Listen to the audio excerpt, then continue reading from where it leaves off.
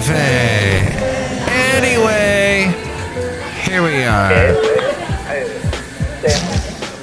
Mike's Daily Podcast. Thank you for joining me for episode 2606, 2606, and Mike Matthews with the show that is called Mike's Daily Podcast. I hope your weekend was great and that your Monday was not a big headache. If it was, then you should make a mistake and you should start over the week with a nice Tuesday. If you don't do that, then you can use a different excuse to take off Mike's Daily Podcast. tomorrow. No, I'm not telling you should play hooky, but you know, Mike's when the world gets crazy, Daily maybe play hooky. Podcast. That's all I'm saying. Yeah! When was the last time I played hooky? Never. Gosh. I'm the responsible one. When you're playing hooky, I'm the one that's covering for you. You're welcome. And look at this. Did you hear this headline? Chegg's shares tumbled nearly 50% after the ed tech company said its customers are using ChatGPT instead of paying for its study tools. It's an online education company. They've been sent to the principal's office, according to Yahoo Finance, over the growing use of OpenAI's ChatGPT chatbot by students.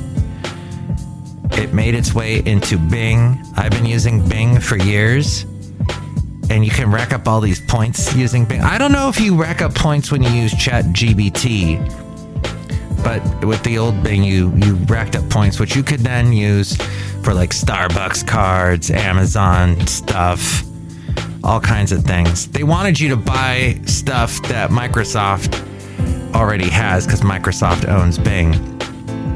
But none of that sounded interesting to me. The company's shares plummeted over 49% after Chegg acknowledged that ChatGPT And here's today's podcast picture. is starting to hurt its business as more students use free AI chatbots for homework instead of paying for its study tools.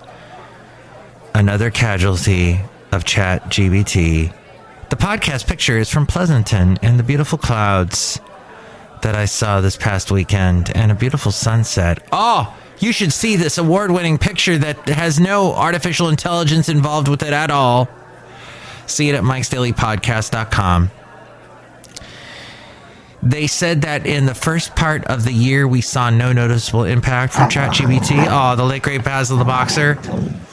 Someday, ChatGPT and AI is going to be able to tell us what Basil was saying right here. It'll probably be something like, hey, Mike, feed me something. Buy me a hamburger.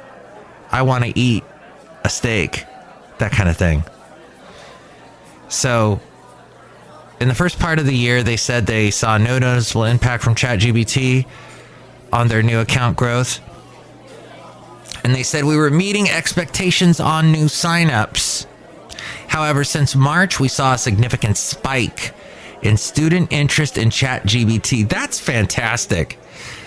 That shows you how fast this thing is growing.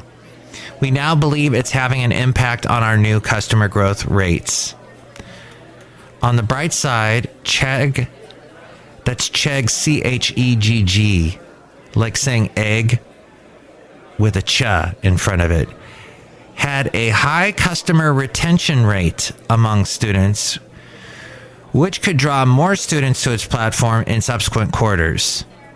The company offers services like online tutoring, proofreading, and study tools. Its stock got downgraded because of how AI headwinds could affect the ed tech company's fundamental story.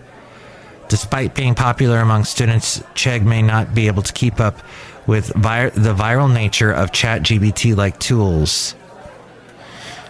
Okay, and in other news, did you know that Las Vegas saw tourism rise all the way up to pre-COVID levels back in March, partly thanks to a boost from a concert tour by a particular lady named Taylor Swift and her Eras tour. And fast food chains have been posting tasty results. McDonald's delivered a 63% profit surge. Wow. Yes, McDonald's. 63%. As more folks hit the golden arches despite pricier burgers and nuggets.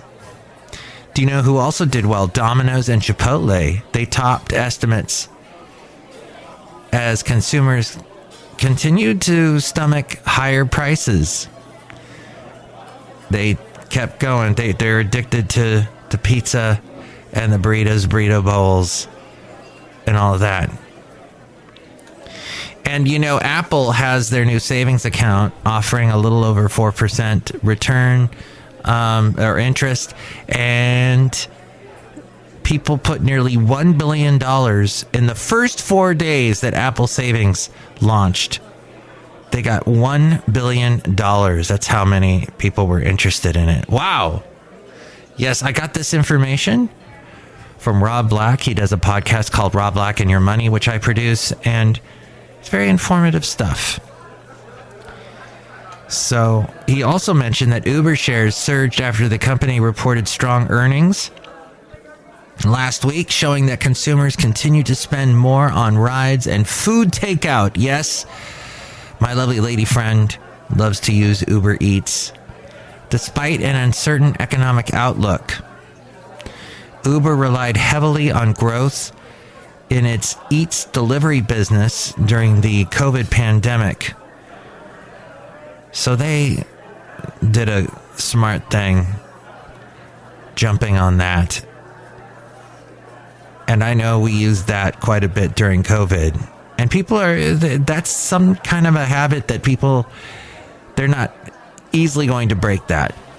As we go outside a cafe anyway, where we bring you Mike's Daily Podcast somewhere in Podcastro Valley, the last place on earth. Anyway, the number of Uber's monthly active platform consumers climbed. It went up over 13% from last year to 130 million. And there was apparently over 2 billion trips completed on the platform during the period over the past year from last year, and that's up 24% from last year. It is seeing strength across the board, and consumer spending on services is strong. First quarter trip growth accelerated. However, it was better than the fourth quarter. 20% of airport drop-offs are now reserved ahead of time. The front panel will close automatically. Please remain seated. I know we used that first off, wow, flying these days. And there was a lot of talk today in the news about the Biden administration trying to make sure that when something goes wrong at the airport, that you are compensated and that you know what you are able to get. And they've created a website to make it easier to see what you are owed by the airline industry. Now, I haven't flown for over a year, and I had to because my mom passed away. I had to get to Florida. My lovely lady friend reserved a car to pick us up. It worked perfectly. I think we used Uber, and the guy drove a Tesla, and it was one of these Teslas that we were sitting in the back seat and you could look up and see the sky. It had one of those type of windows. Oh, it was such a wonderful trip. It was the beginning. The beginning was that trip to the airport was wonderful. The rest of the trip was horrible because of what it contained, what it was all about. Although my lovely lady friend and I tried our best to get out to some nice restaurants in Florida and see at least the beach a couple times. My mom would have wanted that. Anyway, Uber has been gaining category share in mobility over their competition, Lyft. Remember once upon a time, people talking all about Lyft? And then there were a lot of people that worked for both. You will travel into the incredible universe. And let's see, Hollywood has got the writer strike going on.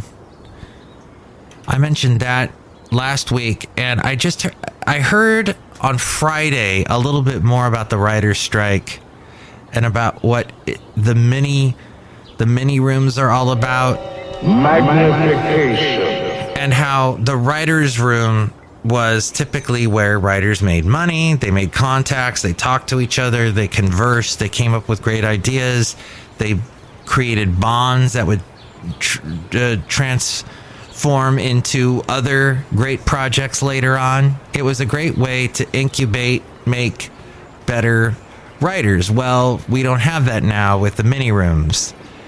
People are just in small groups or by themselves, and they're churning out material, and they're not really making contacts like they used to. That's what I heard this one writer who used to write for John Oliver. And go back to the last podcast for some fun John Oliver stuff. And the last podcast was called... It wasn't called Derby. That was the one before that one. I've been coming up with these weird names. Oh, yeah, Dialogues. And there's a podcast picture of my lovely lady friend and I. And Rocky the cat. And I was just vacuuming. And oh my gosh, there was so much cat hair. Oh, be glad I haven't invited you over to my house. Because there was some nasty cat hairs everywhere. That's why I'm kind of wheezing right now. Yikes.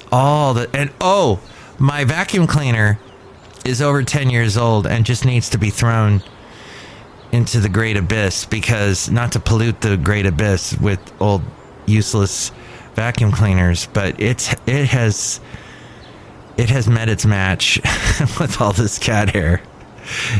That was all she wrote. Oh, and speaking of the last podcast, Dialogues. So I featured some of the radio that I used to, some of my radio show back 20 years ago and then 30 years ago. And I featured in that a little bit of the song by Europe called Final Countdown. Well, it was a little bit more. I played probably 10 seconds of it, and that was too much for YouTube. They told me to take it down. So I did the thing where it removed just the song. But if I didn't do that, I would have been banned in Russia. That's the only place. Your video is being banned in Russia because you're using Europe. Okay. The band's called Europe. It's not the country Europe. I know Europe and Russia, well, Russia and any civilized country that knows better aren't getting along because Russia, well, Putin is doing ridiculous things, as you know. But yeah. So hopefully it won't come to this, but I just saw, I mean, absolutely, hopefully beyond hope, hoping beyond hope that what I'm about to talk about has no relation to what I was just talking about.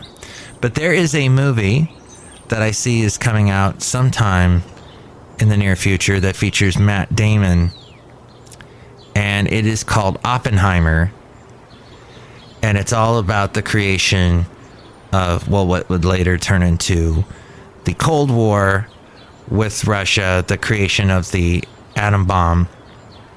And it reminded me, there was a movie that John Cusack did. This is probably in the 90s. Late 80s, early 90s. Laura Dern was in it too. And it was called Fat Boy and Little Man. That's right. And Paul Newman was in it too. And it was all about the creation, the race to create the nuclear bomb or the atom bomb. And so now there's a new movie Christopher Nolan has done that is going to, with Matt Damon, and I forget the actor that plays Oppenheimer, that's going to cover that same material. I think Fat Boy and Little Man over dramatized, embellished the whole story a bit. We'll see how this movie does, if that does the same amount of embellishment, but we'll see. But it's interesting how this topic is coming up. And you know, I think we need to keep talking about these things so that we don't end up doing, you know, people don't realize how horrible this weapon is. We kind of become nonchalant, and because we've been hearing about it for so many years, but it is there's no such thing as a winnable war. When it comes to this, nobody wins. So And it's like a Radney Foster song. And I once interviewed Radney Foster, and you can hear that interview if you go to my website, MikesDailyPodcast.com, and go up to where it says home. You'll see there are interviews, and you want to go to interviews M through R to listen to the Radney Foster interview, because nobody wins, we both lose, hearts get broken and love gets you bruised, and we light the same old fuse again and again. Nobody wins, slamming doors.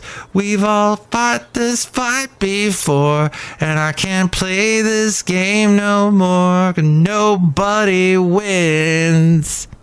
And I think we actually talk about that song. Mary Chapin Carpenter sings with them on it. Two of my most favorite country singers and writers. I guess we're outside a cafe anyway. I should probably say hi to some people out here.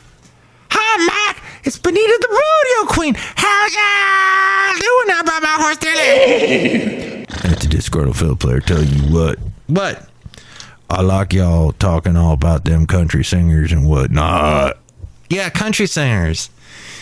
And steel guitars, fiddles, all that stuff. Woo! Yes.